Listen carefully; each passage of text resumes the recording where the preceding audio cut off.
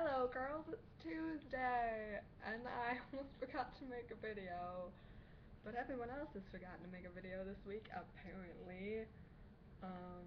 So I'm already doing better. I'm at school, and I would give you a tour of the room if I had remembered this earlier and had time to use an actual camera. I'm in my pajamas right now. It's 10:30, and I'm very tired. Nat asked about book to movie adaptations, and I have so many thoughts about this that I'm going to try to talk really fast because there's a difference between a good movie and a good adaptation. Like, I think the Percy Jackson movies, while not necessarily good adaptations, are pretty good movies if you completely disconnect them from the books. Whereas, like, the Harry Potter movies, while usually good adaptations, aren't necessarily good movies. You know, they're okay.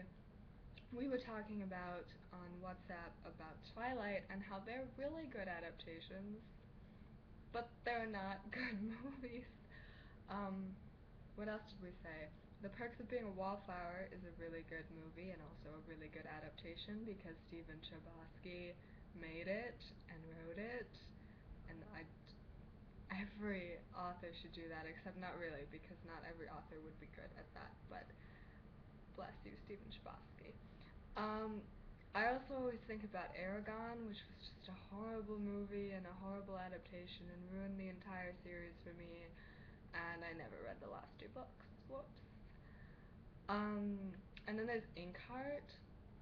Inkheart is like a really important book to me, and the movie adaptation was like really good until the very end, and they completely ruined it.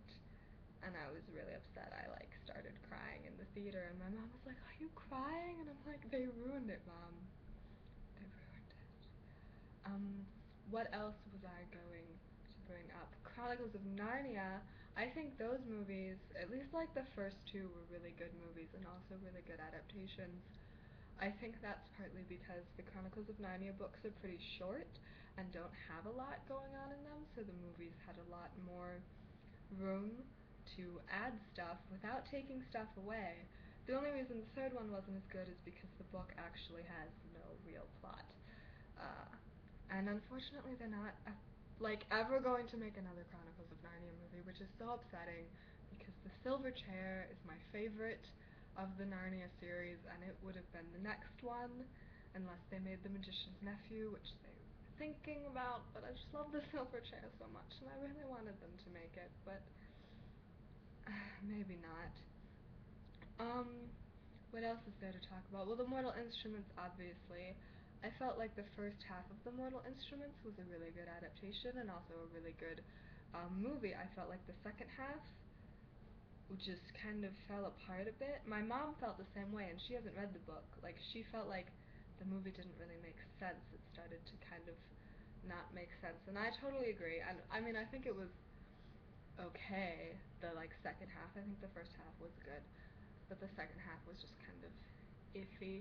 It was kind of, I felt kind of the same way with Sea of Monsters. The first half I felt like was pretty decent, and then the second half, as it veered away from the book more and more, it got worse and worse. Hint, hint. I'm almost at 4 minutes, and I've talked about a lot of movies. I've mentioned a lot of things. So, goodbye!